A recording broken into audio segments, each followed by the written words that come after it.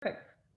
So guys, if you want to take notes or mental notes or whatever, at the end, we're gonna just do like this Zoom party where we can all talk and put it in chat.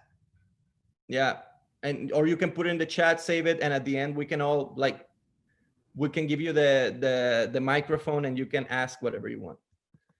So I'm gonna put some videos so you can have a sense of who we are and what we do before we jump into the more technical presentation.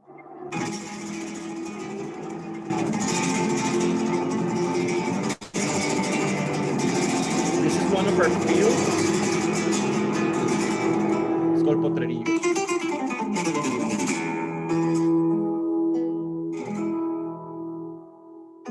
La Dama presents a paradigm shift in the present and the future of tequila. We are the largest sustainable blue agave grower in the world. Our agricultural and production processes are based on the revolutionary ideas of our Mexican ancestors, their sustainable perception of nature, advanced agricultural methodology, and the ritual aspects of their production processes. Sabiduría de nuestros prehispánicos que están en nosotros y que hay que colectarla para enfrentar los retos actuales y futuros. La Dama Tequila aims to change the industry between different generations of agaveros, as well as multicultural collaborators from all over Mexico and the world, with the aim of returning true sustainability to the world of tequila. Agave is a rich, complex, and significant culture that has developed over thousands of years in our land.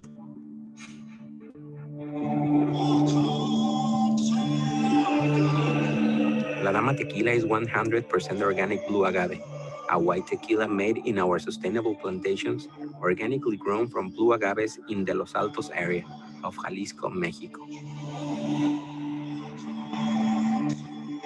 Our approach allows us to believe that recycling is not only a practical action, but also an act of transformation necessary to create significant change in the industry. That is what we do at La Dama when we create our beautiful bottle, our labels, and our box.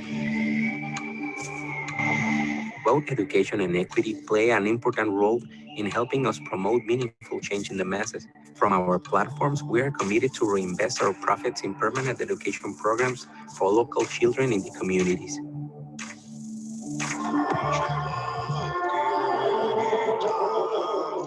The worldview of La Dama Tequila is that nature and Mother Earth is a living and sacred being that depends on all other living beings to continue in harmony. Everything from the rocks, water, air, land, and the creatures that inhabit the land are important. We follow the path established by indigenous societies that recognize the responsibility of humans to care of the source of life, the need to live in balance and harmony with nature for a peaceful and fruitful future.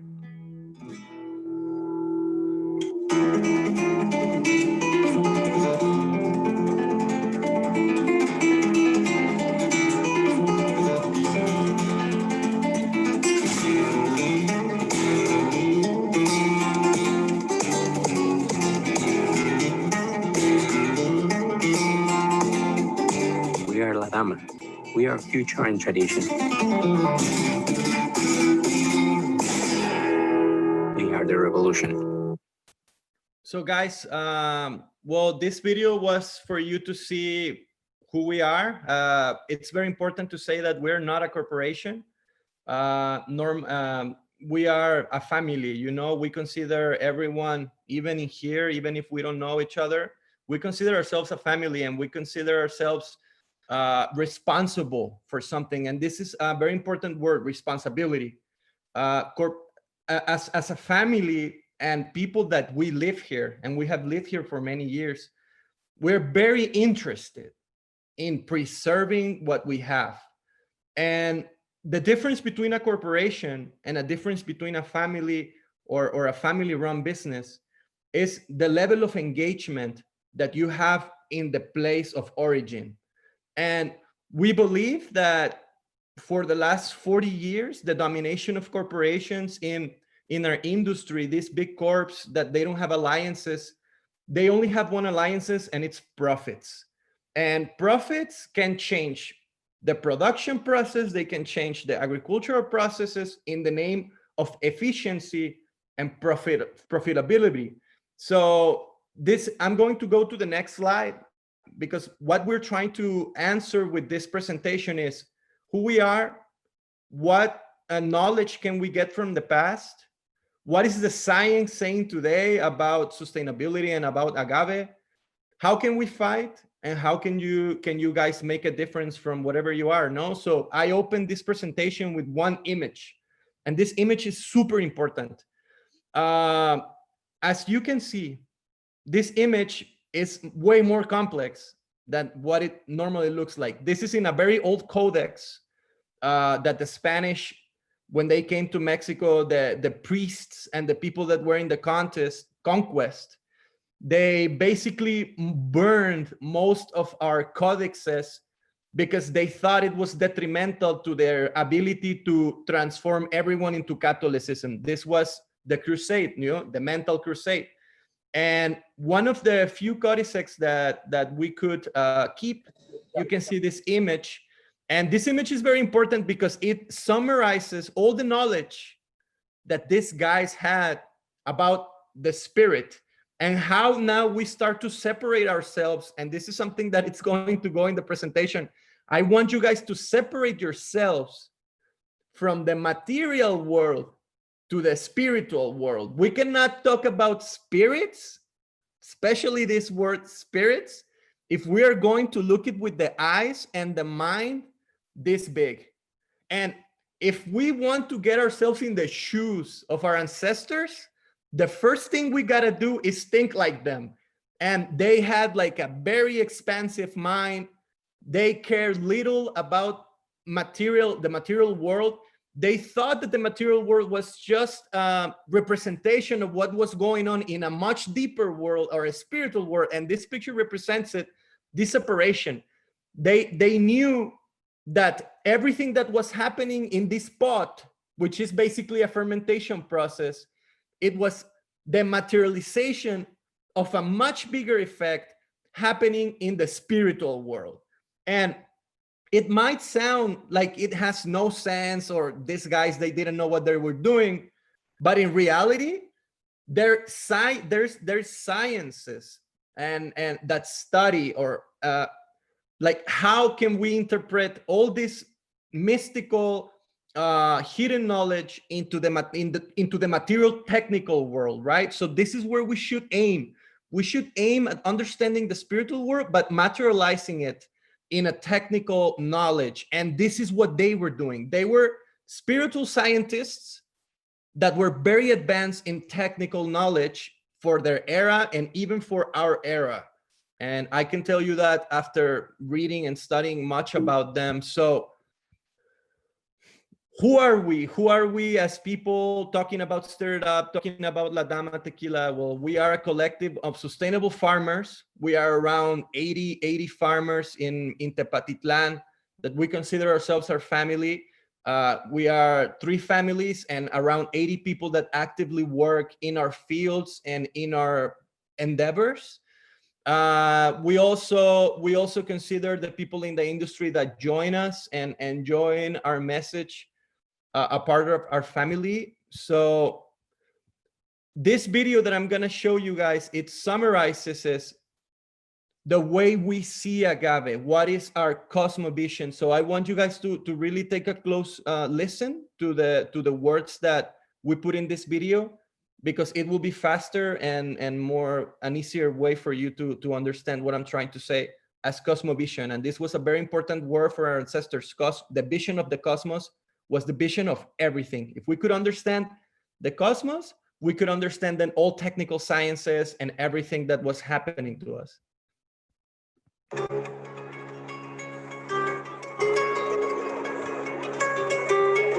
La Madre Tierra es un ser vivo sagrado que depende de todos los demás seres vivos para continuar en armonía. Todo, desde las piedras hasta el agua, el aire, la tierra y las criaturas que habitan el planeta son importantes. Todos los seres tienen derecho a la vida, el respeto y la coexistencia.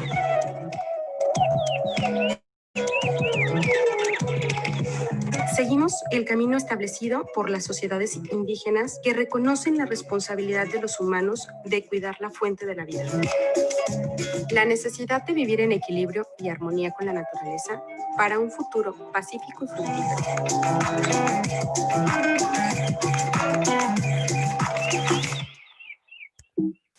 So from this video, guys, the most important thing we need to mention is balance and respect for life. Most of the problems we have today with agriculture and pollution and global warming and most of the things that are happening to our planet, we need to understand that all these are effects of something much simpler, is the way we are doing business, the way we are living our life, which it lost as a balance level in the name of, as I said before, efficiency and speed and rate of growth. So if we see nature as our enemy or an obstacle that I have to triumph over so I can make more, a bigger agave, so or whatever you're doing, it can become a serious problem. I'm just gonna take a second, guys, to accept we have multiple people wanting to come into the.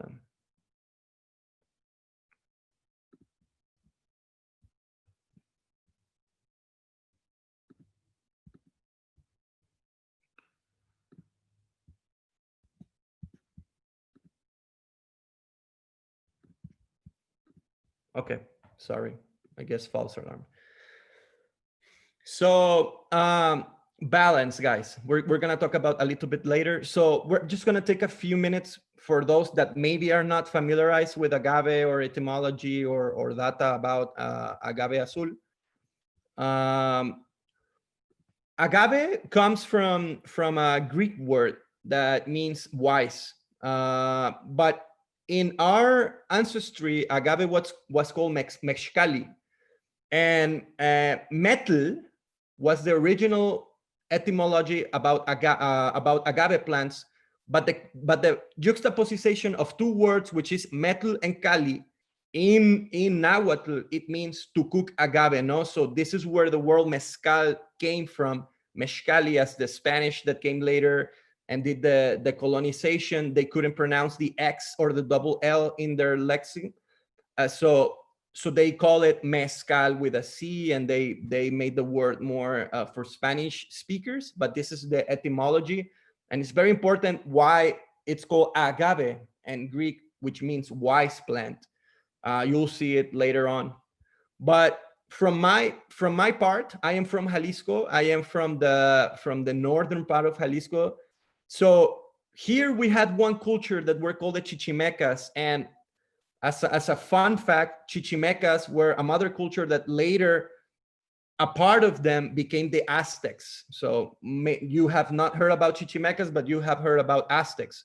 So the Chichimecas that used to live in the north of Jalisco, Zacatecas, and all this Tequila area from the highlands, these people were hunter-gatherers, but they were botanists. They were studying a lot the nature and the cycles and everything. So from our area, the first people to ever do the mezcali or the fermentation of agave for their spiritual purposes, it was the Chichimecas, and it was in particular the Chichimecas women, because they were considered the alchemists in their community, and men were forbidden to create food because women had more spiritual powers, according to them, due to the fact that women can be the only one to bring life into this world.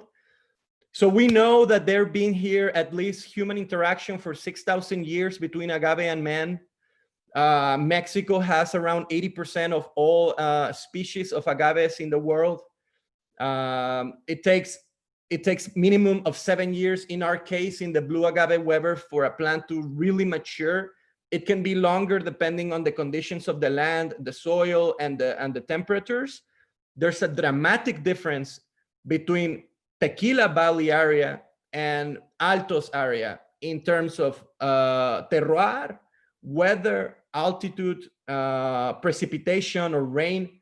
So it's dramatic, the difference, and it's only 1 hour 45 minutes different drive. The predominant system of agriculture of our ancestors. This is something that we will study in the next slide. It was called the Milpa system. So this is one of the techniques that nobody wants to talk about in the industry, but it's an incredible technique that has incredible impact in the way that we can be positive in agave agriculture, and it's been here for thousands of years. So you know, guys, that we have 3 denominations of origin right now, which is tequila, mezcal, and raicilla, which is the most recent. We have obviously sotol, but it's another plant. You guys also know that tequila is the fastest growing category in the world. Fastest growing. It's not the highest volume seller. It's getting there, but it's the fastest growing. And this is also important because this growth, if we don't control it, it can destroy millions of hectares in Mexico. So, and this is also something we need to talk about. And 98%, so from 100 kilograms of agave, 98 come from conventional chemical agriculture. So this is billions of kilograms a year. In 1950, before 1950, all agave was grown in Milpa system and without chemical enhancements. So as you can see, the problems of today are very recent, very modern, and it's after 1950s, you know? So again, we have another image. This is another image from another codex, very important image. As you can see, we have a guy here, which is an indigenous guy, probably an Nahuatl from the central region of Mexico. And we have an Spanish guy. Why is this picture important? Because this is something that we forgot in the industry. We forgot how to do agriculture. And most of our problems today are from agriculture and the way we approach agriculture. So as you can see in this image, we have the indigenous guy with the clones that we call today the clones, which are, he's collecting the clones. We have 2 plants there, which are very important. We have something that in Mexico we call Calites.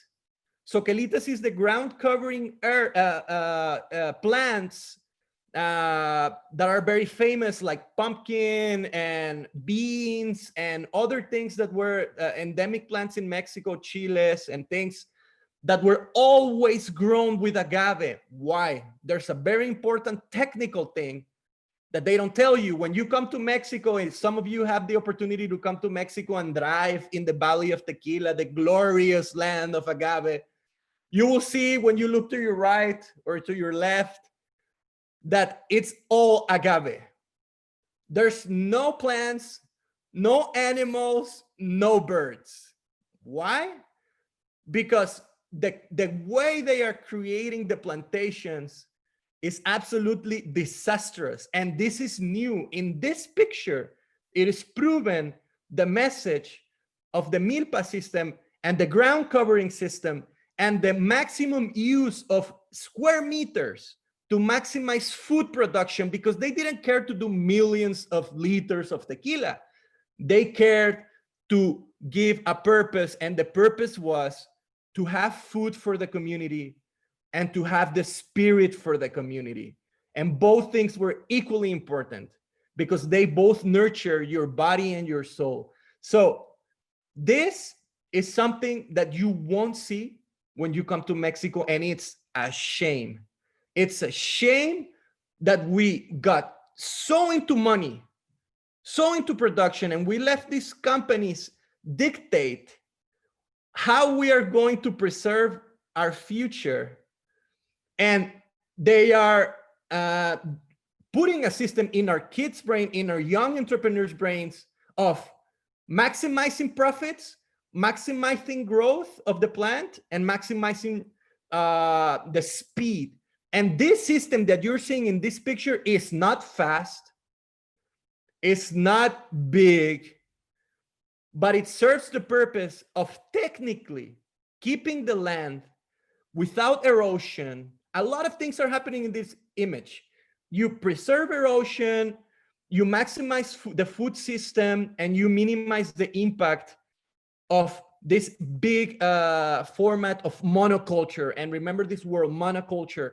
We have to get rid of monoculture in the agave world. We cannot have millions and millions of agave plants instead of forests, instead of rivers, instead of farmland. It's unsustainable, guys. And I'm going to explain how we can achieve that and how we are doing it and how we want to lead by example and how we want you guys to join us. So we go to another image very fast. This is a beautiful, beautiful image. One of the most advanced universities in world history was called Calmecac. Calmecac was for the sons of the emperors, of the rich people in Tenochtitlan. Yes, it was a very socially divisive university because the poor people and the craft people or that were in the craft arts, they had their own university, which was also amazing. But why the Calmecac was so important? Because the principle of education in these universities was the cosmos, spirituality, and balance. And how can I prove that? This is one of the few images we have. And in the left, you can see a young elite member of the society in Tenochtitlan that is sitting down in a very cool position. And he has, the image divides in half. And in the upper part, you can see the divine world. And in the lower part, you can see the underworld. And this was the principle of their education. There's a duality, there's balance, and this is where life happens. If we destroy balance, we are done. We are done as a society, and we have no future. And they knew it, guys, hundreds and hundreds of years ago. Even as a divided society that had rich, poor, they had, you know, the big people from the military and the spiritual people were, but they knew that everyone had to understand balance. And there's on the right side, there's an emblem that you can see in the clothing of the noble person, which it's called we call it the lemniscata, which basically is the principle of the cosmos and the balance and everything that flows in harmony. And to remind them at all times that it didn't matter anything else but to preserve the harmony in everything they did as a society. And especially with the representation of God, which was the planet. The planet was a goddess. She was a woman. So everything they did, they were very careful because they were attempting against their own gods if they were not taking into consideration balance as a principle of everything. And we have another beautiful image that shows the depth of their knowledge.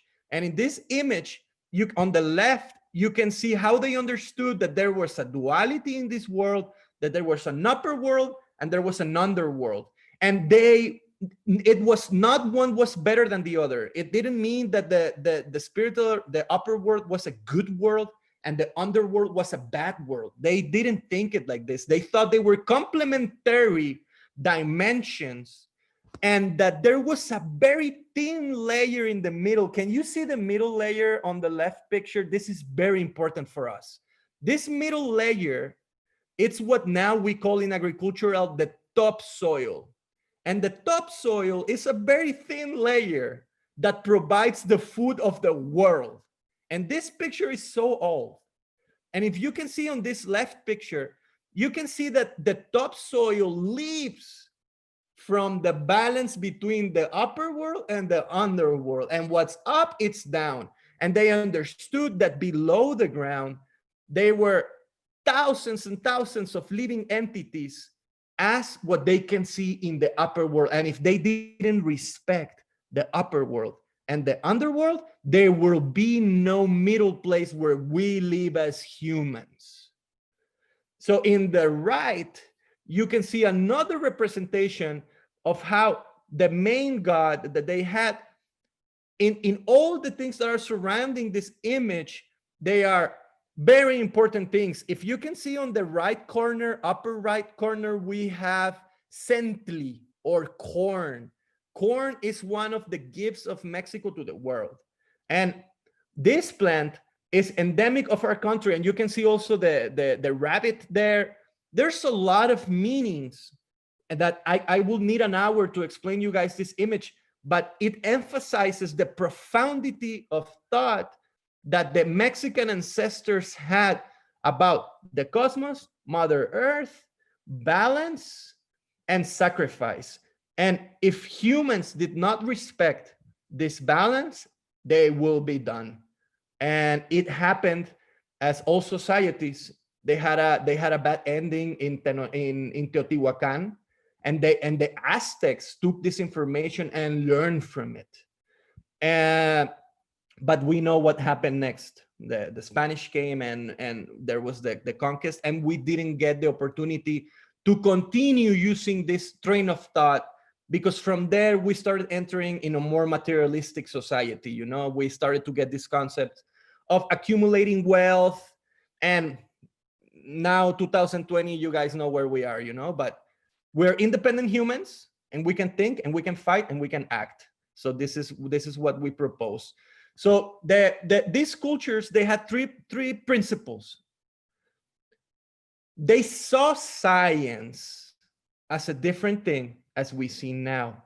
For them, science was the understanding of form, the elements, and the forces that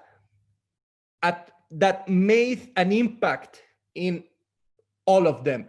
So if you understand the forms, for example, the shape of the agave, the mere shape of the agave tells you a lot. You can learn a lot from the shape of the agave. The cycles, you can understand what materials they need, what type of bacteria, fungi, minerals it needs to live. This is the form. The form tells you things. But then the elements, the place where it lives, the elements that impact.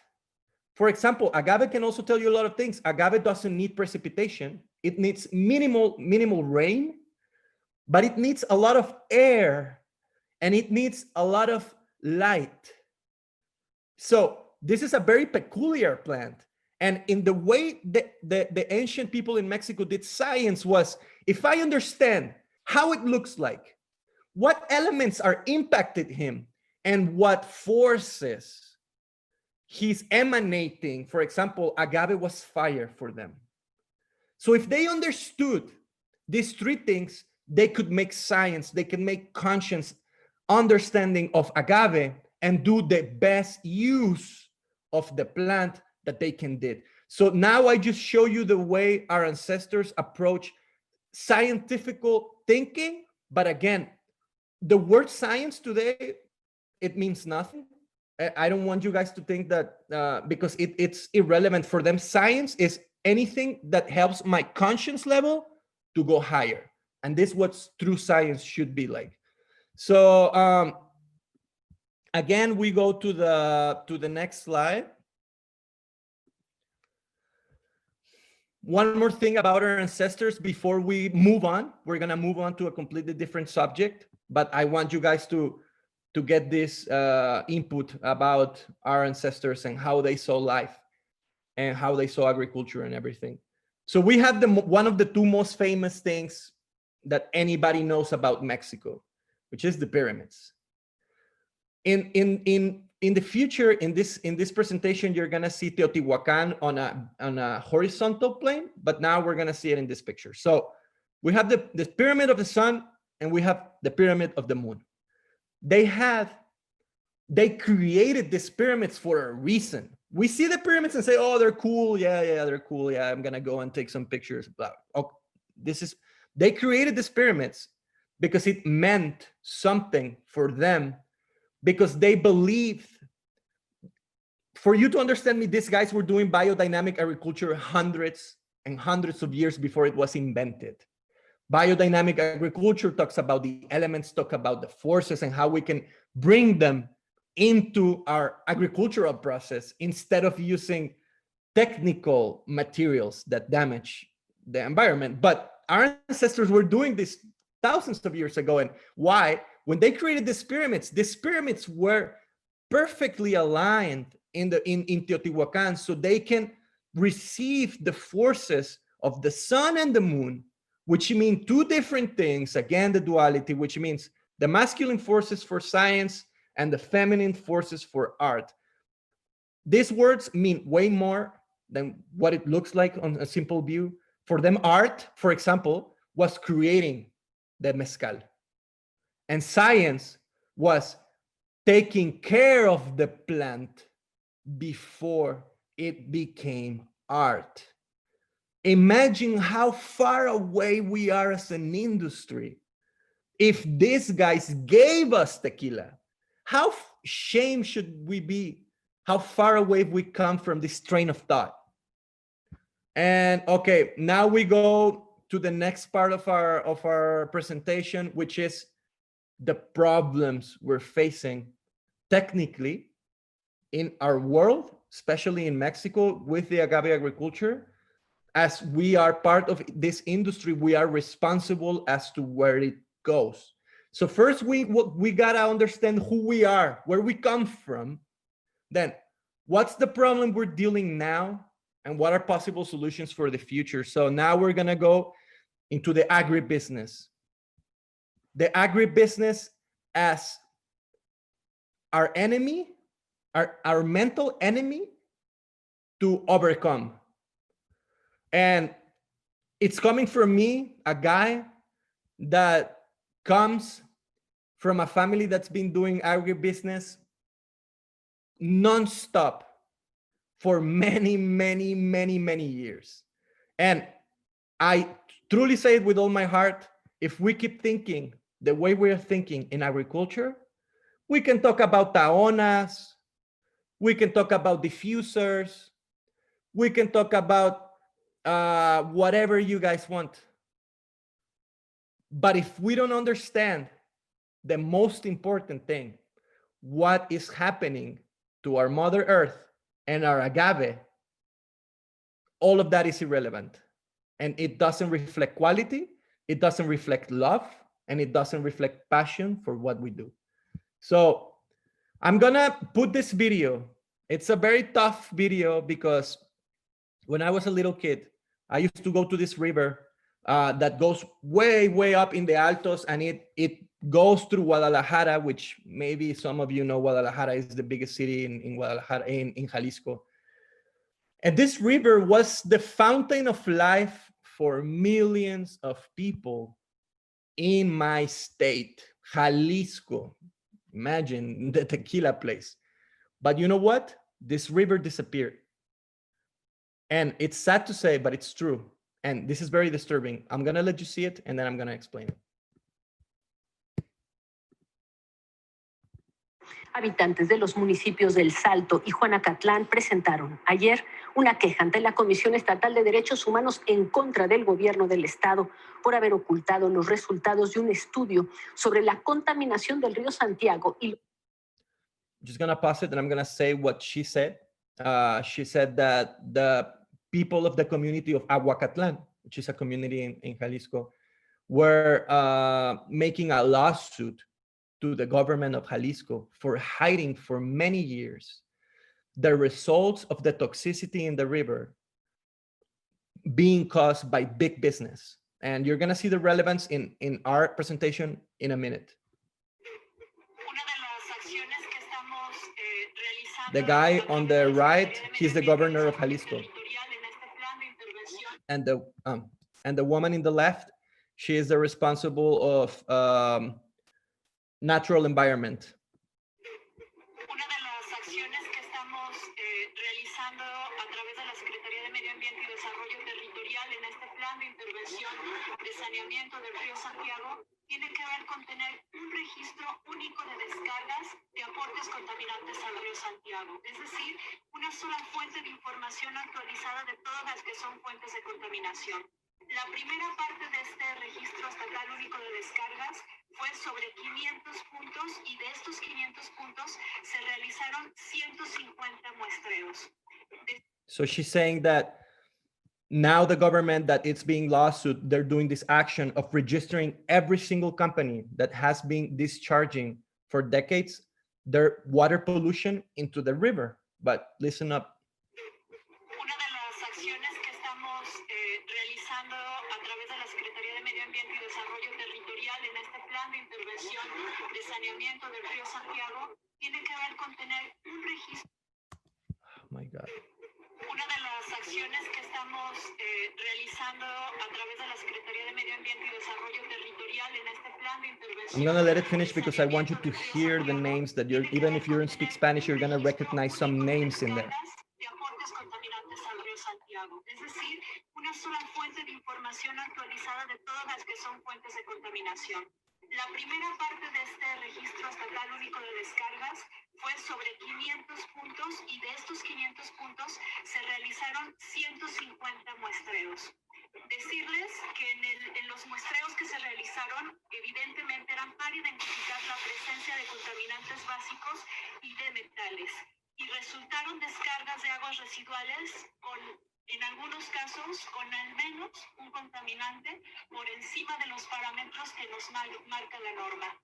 A continuación voy a leer una serie de empresas de las cuales podríamos decir que pudiesen estar ligadas a ser fuentes de contaminación. Sin embargo, She's gonna say the names now. que le corresponderá, como ya lo dijo el gobernador, a Conagua inspeccionar y determinar si es así o no lo es, y en todo caso que se haga efectiva la ley. Comienzo son 29 empresas.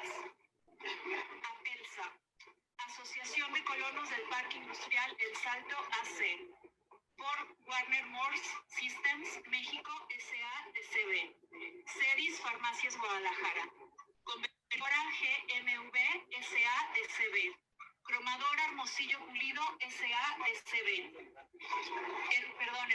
Cromadora Hermanos Pulido S.A.D.C.B. Citec de México S.A.D.C.B. Cremería Carmen Álvarez, José Cuervo, Porcícola Los Arámbula y Lienzo Charro Taretán, Tequila 7 Leguas, Fábrica Vencedora, Tequilera Casa Patrón, Empaques Modernos de Guadalajara S.A.D.C.B. Fábrica de Mermeladas S.A.D.C.B. Fábrica de Sulfato El Águila S.A.D.C.B. Hershey México S.A.D.C.B. Honda de México S.A.D.C.B. Maquiladora de Oleaginosas S.A.D.C.B. Mexiquén Derivados S.A.D.C.B. Nacional de Conductores Eléctricos S.A.D.C.B.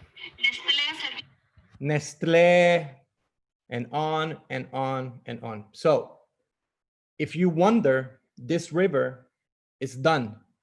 The most important river that for thousands of years, it gave life to millions of people. I include myself.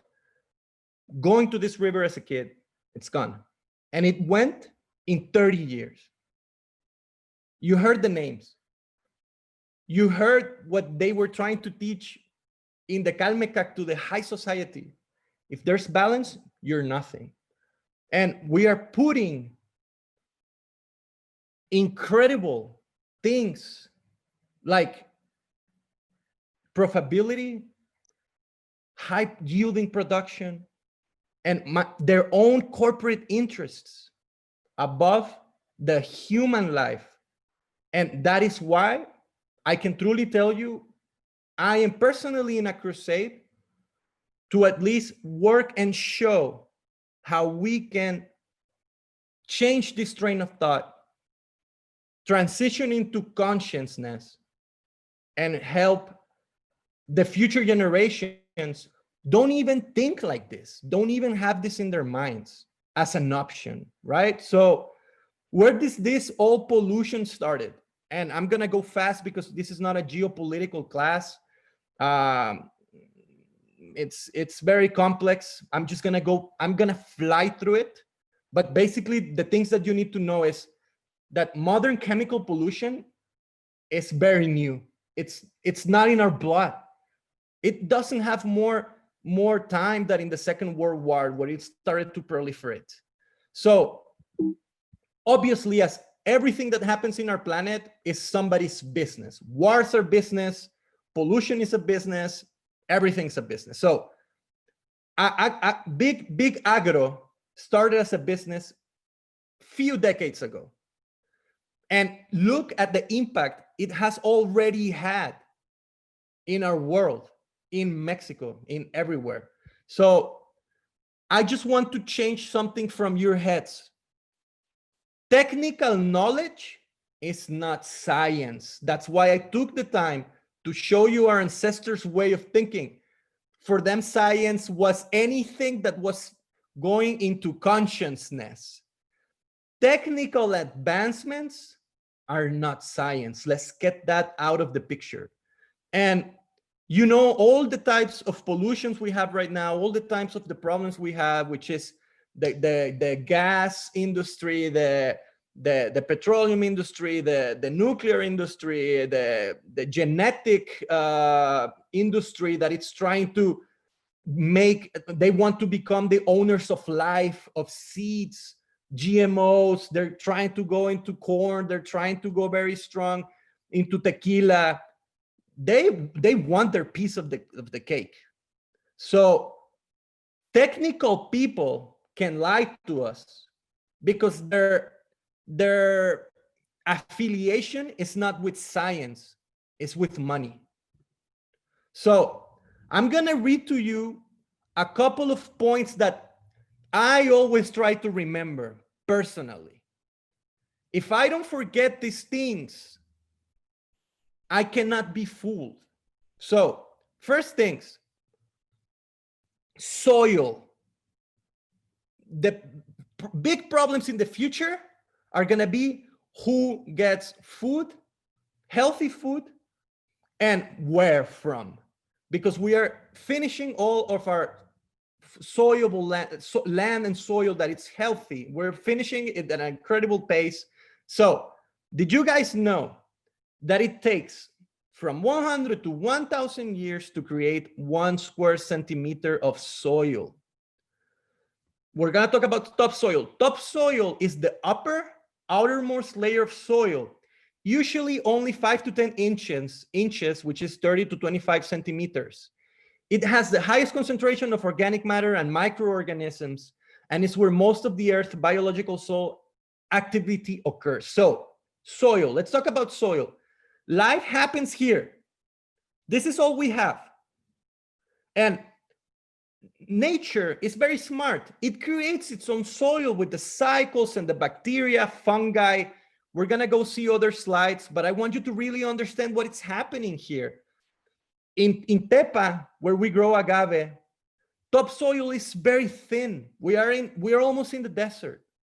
And it took thousands of years to create the soil with the action of the trees and the birds and the insects and the bacteria and the fungi and the nematodes. Everyone works together in a never-ending cycle to produce soil so humans and other living things can use to produce food. But this is all we have. If we take more than how it naturally produces itself, we become in an imbalance. And in Mexico, we have lost already good topsoil in around 46% of our country. And how this devastation occurs, it occurs very simple. You come there with machines, you take out the ecosystem, you start to prepare your land for agave. And I'm gonna explain you how you do a normal plantation of agave, how the guys you heard in the video before make their own plantations. So how they make their plantations is very simple. They go and rent a poor farmer's land that he doesn't know what's gonna happen to his land. But they go with the money, they pay the guy, they rent it for 7 to 8 years, which is the cycle of agave. But they sometimes only stay 4 or 5 years because they don't care, they just harvest it. So they come to this land, they pay the guy, they rent the land. They don't own land. They never own land. And I can prove you that. And they never own land because they know it's a bad investment because the land is going to be depleted and they're going to leave and the land is going to be useless. So they rent the land and they bring the machines. They do all the tilling to the soil. They change all this, the state of the soil, and they transform it so it becomes airy. So then they plant their agave and they put their sealers, which are chemicals that are used so nothing else lives there. No other plant, no other herb can grow with their agave or compete with it, right? So this way of growing agave, it's the one that it's destroying all the living entities that we will see in the next slide that actively create topsoil. So we are unaware, but we are on a race to erase the topsoil in our country. And the race is by these corporations, okay? So like I told you, it is calculated that in Mexico, and these are data from the government, 45% of all topsoil is gone. It has less than 3% of organic matter, which is useless.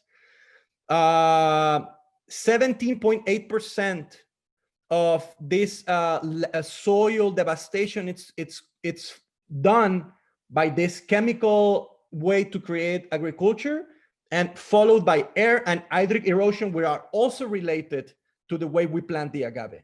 So if we do monocultures, Guadalajara, and you see only agave and dirt, that land is going to be filled by erosion, by air erosion, hydraulic erosion, because they took the ecosystem out, they put agaves there, and it's only the agave and soil, and this soil is exposed.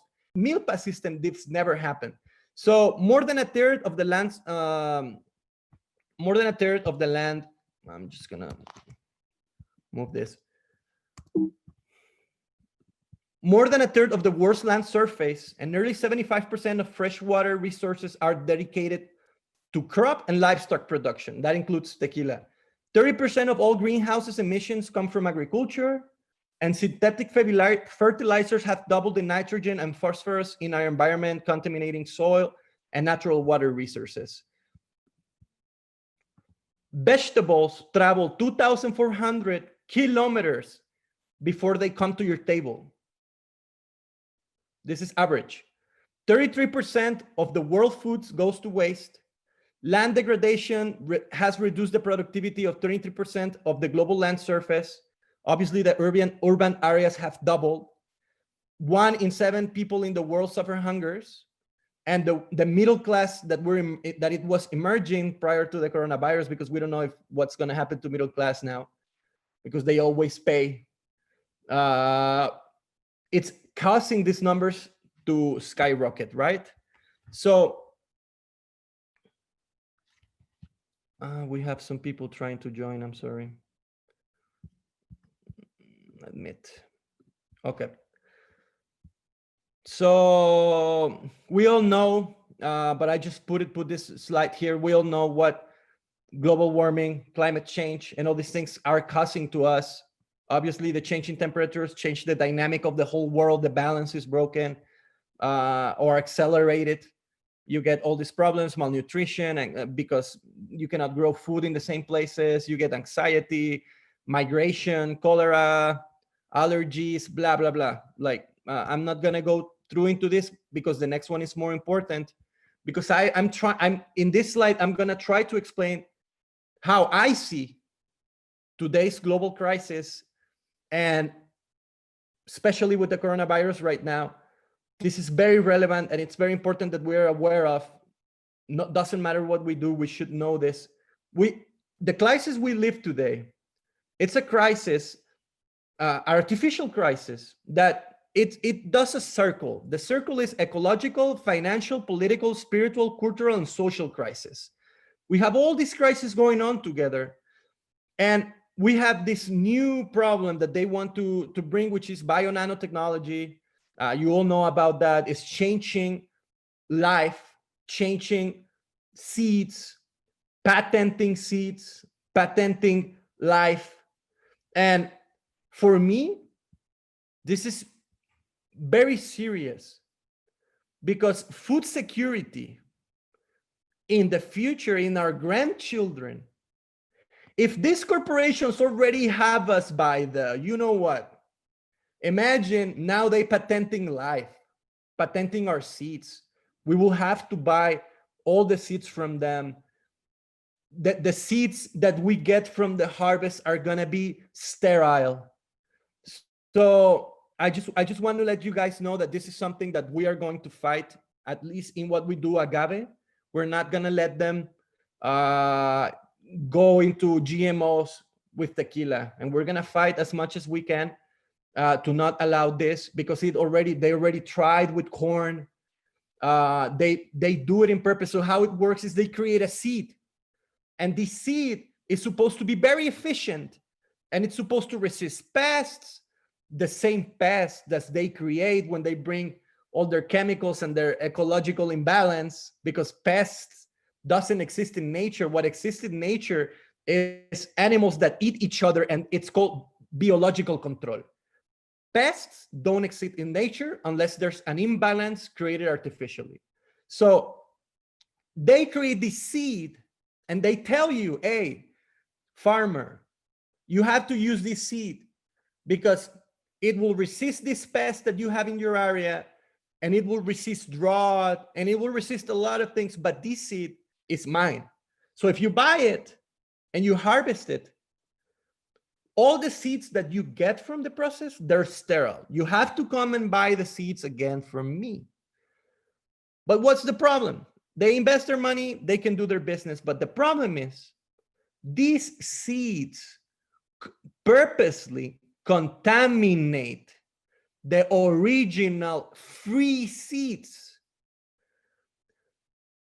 When you have a corn production with GMOs, and you have a native Criollo corn production, and they are 1 kilometer away from each other, the GMO contaminates the endemic plant, and it starts a process in which it changes this endemic plant, and it starts to mutate, and it starts to change in a way that this plant is gonna have in its DNA, it's gonna have in its structure parts of the GMO. So then the companies come to the farmer that has the free seed, the Criollo corn seed, and they tell him, hey, your Criollo corn has proprietary technology from me. You have to pay me. And you can look this up. That's why we fought all these companies to come to Mexico in the corn, but now they want to come in agave. So again, this is something that we should be on the lookout. Of course, this is going to be brokered by the same companies that brought diffusers, that brought these things, and you know who they are. They're going to broker it because they're going to say it's efficient, and they're going to say it's better. So, okay, how do we understand sustainable? Because we consider ourselves sustainable, and we take it very seriously. So for us, sustainability comes from the balance of ecology, social, and economy. If it has all of these things and they meet in the middle, we consider ourselves sustainable. If we are not ecological, because a lot of people claim to be ecological, but it's just for show. The companies that you heard in the video, they say they're ecological. So if you're not ecological, if you're not social responsible, and you're not economically viable, you're not sustainable. So I also wanted to have this slide here because this is from Europeans. I know we have some Europeans in the presentation. As much as I talked about my ancient people already doing biodynamic agriculture thousands of years ago, Europeans have been doing also spiritual understanding of agriculture in the same train of thought as my ancestors for thousands of years. So you can see Virgilio, you can see Plinio, you can read their books, the Georgicas. All these books, they talk about sustainable agriculture methods, spirituality in agriculture, the cosmos, the balance. So why, as young people, as people that we are going to be the ones that are going to live for another 30, 40, 50 years in this planet, why do we don't have this information? Why do we don't have it as a pop culture, you know? But you can look up these guys and you can see, and if you compare the way my ancestors were thinking and your ancestors were thinking, was the same way. But this is not in the same spirit of modern technology and productivity, right? Or at least that's what they tell us, because I can tell you, I am very productive in my organic biodynamic fields. So I just want to leave these words from another European guy, which I think are incredible, relevant today. And I'm going to read it in English. May death never guide the hand of the man that produces my food. What are we serving to our customers in our bars? Are we serving them life, or are we serving them death? This is from 1497. Tell me if there's a time where it's more relevant than now. Hey, Marcos, I'm sorry, but apparently like 2 people got kicked out of Zoom. They're trying to get in? Yeah, because they got kicked out and they're super frustrated because they cannot listen to the rest. Yes, Taras, admit, our good friend Taras from Ukraine. Yeah. From Ukraine, yes. No, I got a phone call, sorry. Okay, so this is how we see agriculture went from up to down, and how we can bring it up again. Simple and fast. With these guys that we just read, Virgilio, the people in the Calmecac, the Chichimecas, agriculture was cosmic, in a cosmic level. It was about more than the eye and the technique can see.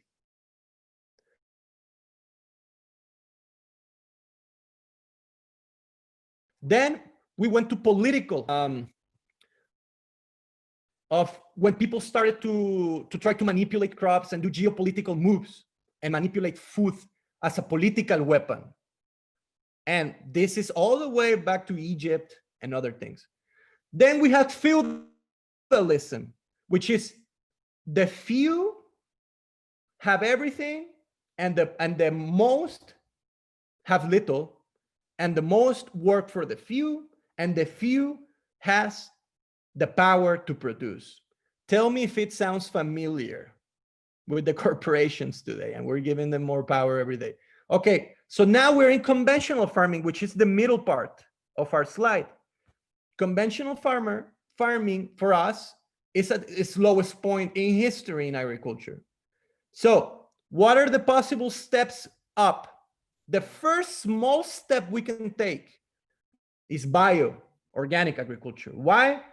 Because it's not a dramatic change, but it's a change that it can be measured, which means I'm still bringing products from outside of my farm to my farm, but these products are not from a chemical reaction made in a factory with based on salts and acids. So this is organic agriculture. I don't want these external agents to come and disrupt the way my farm is. Then we have biodynamic agriculture, which is a higher train of thought, which is my farm, it's a living entity. And this living entity, it provides for itself without the need from anything from outside to heal, to feed, and to produce. This is a higher step into evolution of agriculture. And then in the future, we might go back to cosmical agriculture, which was done so many thousand years ago by our own ancestors. But in today's economy, it would be, you will have to get out of the system to create this type of agriculture and be a community like they are in Oaxaca, in Guerrero, that they literally close themselves to the world and they do this type of agriculture. So again, how is a farm different from a factory? Because we see a factory and we say, oh yeah, that's bad. But we see a farm and we pass through farms when we're on our way to Tequila and we said, oh yeah, that's the beautiful landscape of Agave. false. Those thousands and millions of agaves that are growing in monocrops is the same as these poor people that you see on your right. They are plants that are being exploited against their own cycle of life in different conditions, being alive with the enhancement of chemicals so you can have a big bowl of agave so you can transform it and drink it. So I'm gonna step ahead a little bit further because the presentation is quite long and I don't want it to get very tedious, but this is a very important picture that you should see and you should remember. For every vertebrate that exists above the ground, for everyone, this is the relationship we have below. And you can see the numbers. We have 100 snails, we have and sorts of other animals that are similar to snails. We have 3,000 type of I forgot the name in English, but lombrices, which are like these little animals that they transform the soil, the food in the rest of nature into soil, new soil. We have 5,000 insects, spiders, and myriapods. We have 10,000 rotíferos. We have 15,000 calembolas. We have 100,000 ácaros. We have 5 million nematodos. We have 10 million protozoos, and we have 10 billion bacteria for every single vertebrate above the ground. So if we don't see this, we just see the soil, we see the agave, but we have no idea how much life is in 1 square centimeter here. So if we're ignorant, they can tell us that this plantation is beautiful. But this plantation that lives as a monocrop with nothing but chemicals to seal anything from growing around the agave killed all these living beings. This is ecocide. This is why we need to stop using these technical excuses of, and you know what they are, the herbicides, all sorts of pesticides. As soon as they touch the ground, they kill all of this below. And remember, 98% of all agave is done like this. Pollinators. Everyone likes to talk about pollinators and the bat. Well, let me tell you, fake news. Whoever's using the bats, whoever's using all of this, is just marketing. If the person telling you that they are taking care of pollinators is not at least organic, he knows that he's killing pollinators. He's killing the environment for the pollinators to exist. So if anyone tries to tell you that they're taking care of the pollinators, which are very important to preserve the genetic cycle of the agave and the strengthening of the genetic cycle of the agave and any other herb, flower, tree, and anything that exists, because pollinators are what keeps us alive. Well, we are in the fastest killing rate of pollinators in human history, because these chemicals and monocrops eliminate all food and living conditions for pollinators. So the next time someone tells you, oh yeah, we're leaving penca so the pollinators can, they know that pollinators don't even come close to chemically polluted fields. So what are some of the pollinators we have? We have birds, wasps, bees, butterflies. You know about the ones in agave, which is we have a very beautiful several species of bats. But also in agave, we have done some studies ourselves in our fields in the north of Jalisco, which some sort of bugs are very important for pollinating. I don't know the technical name in English, but there's some sort of small butterflies. They're not butterflies, but they're similar. Flying foxes, many things that are pollinating the agave in the wild. When you come to Mexico and you come and visit me, I can take you to the mountains in San Sebastian so you can see how the agaves are thriving in the forest. But all these forests that had all these agave with their quiote ready to create seeds and do this never-ending cycle of genetic strengthening, they're disappearing. So chemicals can fly kilometers and contaminate trees, contaminate everything. So we need to stop telling everyone to stop using these materials and try to learn to do ecological agriculture. So this is what exists in our soil, and these are the numbers, guys. Just for you to get a perspective, bacteria, 500 million in 1 gram. Fungi, protozoa, algae, yeasts, fermentation. Remember, our ancestors were fermenting, and we're going to talk about that I'm just going to finish with the ecological part, but we're going to talk about fermentation and all these things in a few minutes. Yeast lives 100,000 per gram of soil. All of these things, they die immediately. When they bring their chemicals, they bring their machinery, and they transform the landscape. That's why you hear all these crazy people of regenerative agriculture and biodynamic agriculture. Oh, they're crazy. How are they using cows to do a small line and put their agave there or their plant? Because we know that as soon as you bring this machinery and you turn all the soil, you're exposing all these things here to the sun, to the air, and they're gonna die. They die immediately in seconds. And we don't want to create this imbalance that our ancestors were telling us not to create. Again, this is my vision. This is my vision of the future, and this is my vision of how I see agriculture and how I see my life, my personal life as a farmer in Mexico. I believe in agroecology.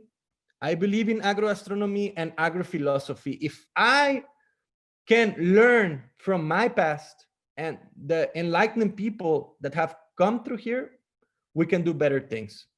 So as I promised, here's Teotihuacan on the left. On the left, you have the famous Teotihuacan and the pyramids in Mexico. And this is going to blow your mind. This is evolutive agriculture and evolutive planning of societies at a super high level. Look it from above. Teotihuacan resembles the most important plant we have ever had in this continent, which is not agave, it's corn. Because we have lived and nurtured ourselves for thousands and thousands of years, and corn is one of the 3 grains that feed the world. And if you see Teotihuacan and everything, it was created without technology, technical technology, and you see it from the sky, it is a mature milpa. It's a mature corn plant. It blows my mind. If you look on the details, guys, the root system is there. The soil line is there. The stems, the leaves, the flower, everything is there. And this was created hundreds and hundreds of years ago. So the level of consciousness that we have today is laughable. And we need to break that shit down and, grow from it. This is our proposal to evolutive agriculture in agave. This is taken by me, this picture, in Mezcala. If you ask any big producer, corporation, about how I do agriculture, they're going to tell you I am fucking insane. Because they're going to tell you, hey, this guy is doing a quarter of the profits he can do. I know that. My family was doing those profits. But I also know that we lost hundreds and hundreds of hectares, and we contaminated millions and millions of liters of water, underground water, when we were doing it. And I prefer to teach and to learn how agave fields should look like. Remember this image. This is the way a tequila field should look like. It should be low density, it should preserve every single plant, animal, bird, mammal, bacteria, fungi, everything. We do it by hand. This field is 80 hectares. This field, I invest because everything we do it by hand. Everything. We never do anything with a machine. We never use a chemical to clean the soil. Everything is done with the strength of the arms of my guys. And I spend 10 times more, and I give 20 times more work to the people in the communities. This is hard work. This is slow. I am probably harvesting a quarter of what they harvest. They're right, but I'm not insane. This land, when it comes to my daughters and my son, in 30 years, it's gonna be alive. So this is how tequila can be done. Slow paced, no tilling, no chemicals, everything done by hand, small production. And what I mean, I don't even see it as a small production. I see it as the production that Earth can give me without me destroying it. So this is great production for me. It still pays the bills and it's balanced, you know? And so as you can see, there's life. This is a plantation of Patron. This is how it looks like. And this is a picture that they selected for the article. Somebody went, took beautiful pictures of their fields, and they selected this freaking photo as beauty. You know what happened here? There was a forest here. There's underground rivers here. And they bring the machines, they take out the forest, they till the land, they put their clones, they spray the field so no other living thing can be there but the agave, and they take the snap, they send you the picture, and then they put this. Patron plans ahead to ensure their agave supply. And this is the picture they choose. But you're better than that. You understand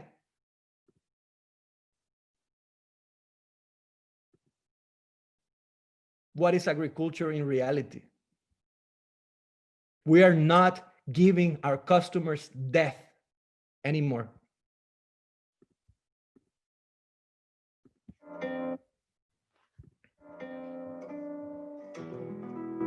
Tenemos que cambiar diametralmente, primero nuestra ideología, nuestros hábitos, y segundo, que yo creo que es la parte más importante, la cultura.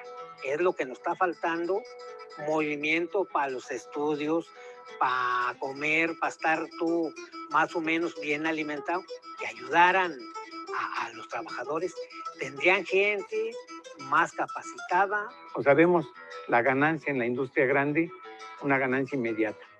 Y no comparten nada con el trabajador. El trabajador, para ellos, no vale nada.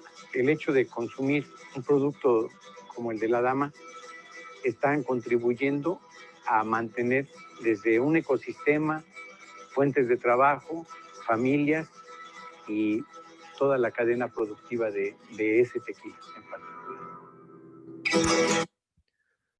Social sustainability, guys. Not gonna go very deep into it, you know it. It happened to us in the industry. We work for them. They destroy our planet and then they forget about us. It happens the same in Mexico. These guys, they work 9 to 10 hours in the sun when there's a lot of work to be done. And they do it everything by hand. And without them, I wouldn't have anything.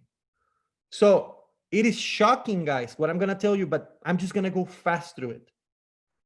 Average salary for a jimador in Altos. And in Altos, you have the big guy, Patron, okay?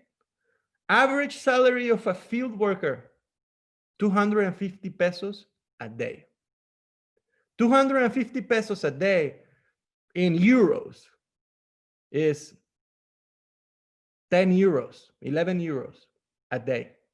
These guys, my brothers, they have a wife, they have kids, and they have to choose between food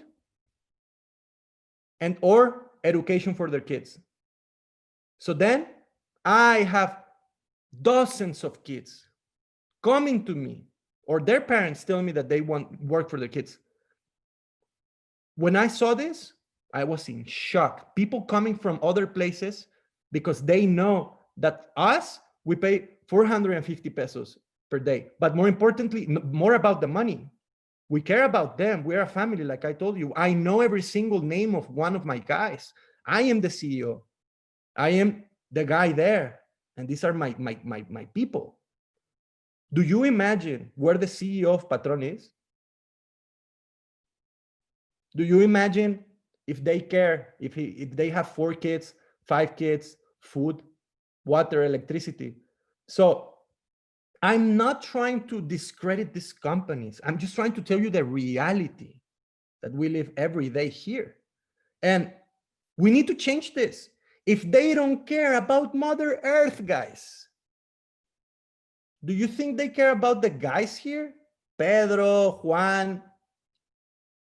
I'm not even going to get into it, guys, because I can get a little bit emotional, but I don't want to get emotional, but this is my people. This is, you know, these are my brothers. And imagine if they don't respect where they eat, this planet. So we need to change this. And how does it translate to the bar industry? We are giving them all the ammunition. We're giving them all the ammunition and they keep doing it. So we need to really, what I ask from you guys is that as in the industry, you should be freaking critique. You should critique everything. You should ask all the questions. You should even ask for receipts.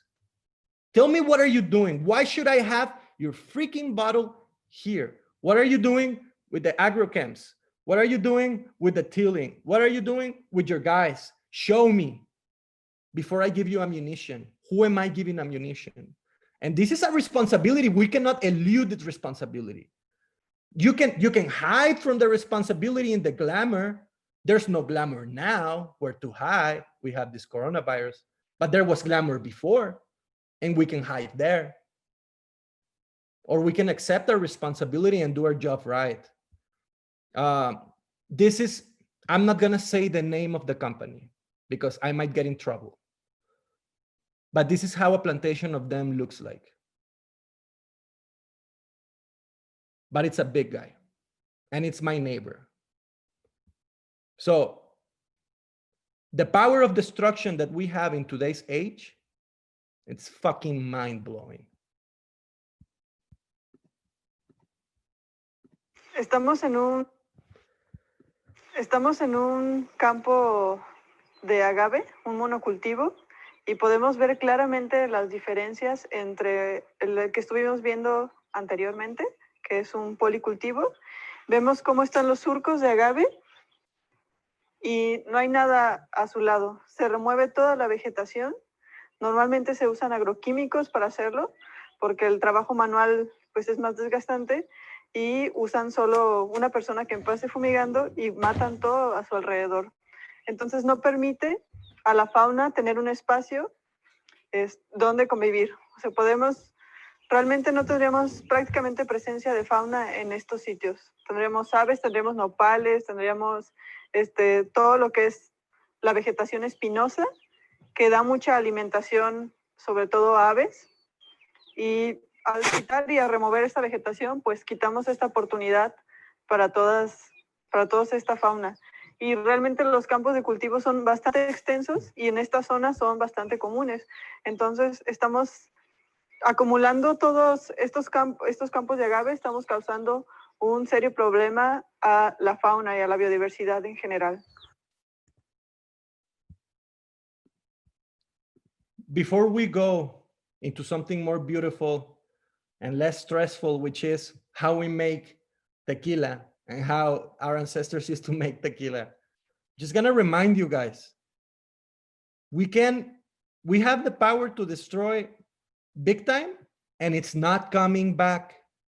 All these animals, fungi, bacteria, vertebrates, birds, butterflies, pollinators that we are killing today for profit, they are not coming back. Do you? Okay, I'm gonna leave it there. So let's go to it, because I get pissed off, guys. I'm sorry. So let's go to something beautiful. How we make tequila and how we used to make tequila. Again, same tendency. You're gonna find the same tendency. How can I do it faster? How can I spend more money, less money, and how can I make more money? So you're gonna see from antiquity to modernity and why it matters. On the left, you have a place like a cave where they were making the fermentation process. This is close to Tequila Town. This is around 800 years old, 800 to 900 years old. So it was very common to ferment in animal skins or to ferment in rocks. This on the left was the original way to ferment in this area. And remember, remember in one slide we said that the yeast lives in the environment, in the soil. There's 10,000 bacteria of yeast in 1 gram of soil. Imagine how crazy this juice tasted when land had no pollution and all these thousands of bacteria were endemic and living in harmony. It must have been freaking insane, this juice. On the right, we have a very old oven, and we also have a taona. This oven on the right is peculiar. I am not 100% sure, but what I'm 100% sure is that there was a transition period between when we were doing the mezcal technique of cooking, which is underground, and then we transitioned in Jalisco to doing above ground rock and brick cooking methods. So there was a time that was lost in between where we were cooking agave, where half of the oven was underground and half of the oven was above ground. And I think that is a very beautiful technique that we should rescue. I mean, personally, I'm doing an experiment about it, but I think that you get the best of both worlds. But anyways, I'm not gonna go into that. And when you come to Mexico, I will tell you and we will do it together. But here on the right, you will see an oven, an ancient oven. And this oven, it's made from clay. You heat this clay and you create this oven, bricks. And as you can see, it's above ground. So on front of it, you have this taona. And why are taonas important? Because I get this question a lot. And I mean, some people say it doesn't matter. The technicians will tell you it doesn't matter and it's inefficient. And there's other people that are more romantic than me, will tell you it matters. I'm somewhere in between. What I like about taonas, and I love about taonas, is that they create with the element. Remember, we see science as element, the elements, the shapes, the forms, everything. They bring an element into the agave juice of minerality that very rarely you can get if you don't have it. And that, I think, was a very good thing about taonas. Obviously now very few are using taonas because it's so inefficient. And I think in the next years, nobody's going to have them, or they're going to have them as many have them today as show. They only have it as a show. So people think that they're doing taonas. But I think, for example, that we can do a technique in which we get the taona in the last part of the process, just to give the minerality, and you can do the extraction of the fibers with with a different technique, which is with the blades, and then you can have your tahona. I think that is, for me, that is like the most amazing process you can do. But this is history. So now if we look into the left, we have another big company that long time ago was doing things right, or at least they were leading the charge of cool making of tequila, which is in 1900s, Cuervo. In the left, you can see their fermentation room, and they are fermenting with, let's watch the picture with attention. They are fermenting with fibers. This is non-existent today with all these big companies. No big company ferment with fibers anymore because it's so inefficient. But fibers give you a lot of depth and density in the fermentation process. They are fermenting in wood.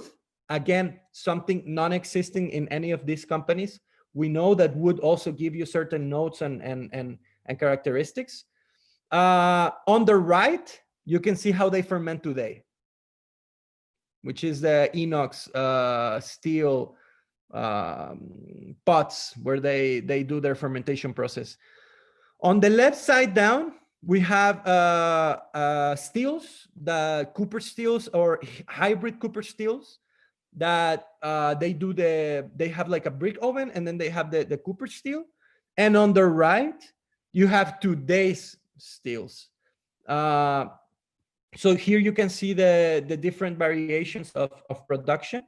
I'm gonna start telling you about how we do it now in San Agustin. San Agustin is a cooperative distillery that we have in the Tototlan area. We're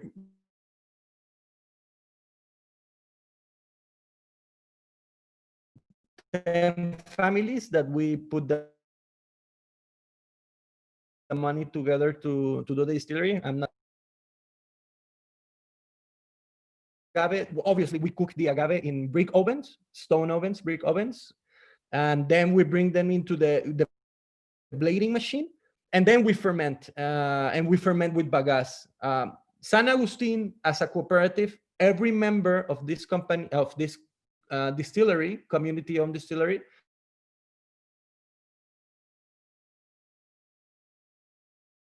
they can decide her process because we are bio-organic. We stop everything that is being done there, and we bring our own team and we do our production. And we are fermenting with bagasse. We are distilling in Cooper with the capitals in Cooper. On the right, you can see the ovens of another ancient distillery. And on the right, you can see ovens that similar to what we use today. And you can see the mills. These mills on the left side is 99% of all companies use this. And just the big boys, they now are using diffusers. And I don't know if you guys are familiar with diffusers. I'm gonna find a picture. Here's the picture of the diffuser. On the left, you have the autoclave. There's a very cool video of Tequila Taster that they did about the difference in flavors when you cook in autoclaves, when you use a diffuser like the one on the right, or if you cook in brick ovens. And I'm 100% sure it's the right results. I have tried myself. I blind tested myself. So I just want to tell you what modernity can do. So when we saw that it was too slow to cook in the brick ovens, in the underground ovens, then we did the above ground ovens. And then we said, okay, we needed to be faster because we're losing a lot of money. So they created the autoclaves, which are like a pressure cooker. And they put the agave in this pressure cooker. And in 8 hours, they do the work that I take 4 days, 3 to 4 days. So you can see the efficiency level. But again, the elements are inert. It's steel. So you get no profile. And on the right, you have the most infamous of all machines in tequila industry right now, which is the diffuser. The diffuser is a machine that changes completely the whole process. There's no cooking, or cooking is done later. So basically you put the agave there, and first it's gonna do the extraction of the fibers with water and chemicals. So the chemicals they use, they induce the sugars to get out. So they are cooking chemically, but this process is super efficient, super fast, and it creates a lot of juice to be fermented. But again, if you try a tequila made with diffuser, and you can search for the list, you can tell the difference by yourself. It's just chemical flavor. Obviously, I wanted to take a second to talk about another famous European guy that I respect a lot, Rudolf Steiner. We read a lot about him. We have our own interpretation of biodynamic agriculture. Actually, the field that you saw, that I show you the picture that I'm proud of, is the first field we have ever done with biodynamic approach. I will encourage anyone that wants to learn about biodynamic agriculture or philosophy to go and read some of his books. It's a big, deep dive, but it's really awesome. And basically what it tells us, biodynamic agriculture, is that this phrase, remember it, life is more than organic and inorganic matter. It's all the things that the Aztecs, that the Greeks, that everyone knew existed, and that goes beyond what we can see and touch and measure. And this is our approach to as ancient Mexicans, to life, to spirituality, and to agriculture. Just to sum it up, guys, this is a resume of what we do and what we believe and what we fight for. You know, we don't want to till the land because we don't want to expose all these living things into destruction. We don't use any chemical compound. We do very minimal deforestation, or none at all, because we also do agroforestry. We do the Milpa system, which is crop association. So in Agave, we put corn, we put other things like beans, and what we harvest, we share with our workers, with our community. This is a program that we have internal for us to maximize the agricultural space and to get food. And obviously, we believe in regenerating our lands. We believe that shit is not lost. We can still save if more and more people, you know, if you guys go and get serious and push all these brands to change, then you are making this regeneration happen because you're forcing them. And I did it as a personal passion, but people can't be forced. They only respond to business. So we want to be always carbon positive. We treat our land as a living organism. We don't bring inputs from the outside. We generate our own inputs inside. We repurpose our organic waste. If some of you have tried Adama tequila, for example, all the labels are made from the agave, from the fiber waste, and many more things. Remember, soil is very important. If not, the next war is going to be on food and soil and water. So remember it, because your kids are going to thank you and your grandkids are going to thank you if by your little corner in your bar, whatever you are, you're freaking fighting, and you can do it. So I'm just going to leave this video, guys. En el reino natural hay una especie capaz de trascender su forma original, de transmutar su condición y transformar su existencia con gran arte, la mariposa. Creemos que reciclar no es solo una acción práctica, también es un acto de transformación necesario para crear un cambio significativo en la industria. Es por eso que ponemos nuestra pasión y creatividad para hacer de este principio el arte de la transformación.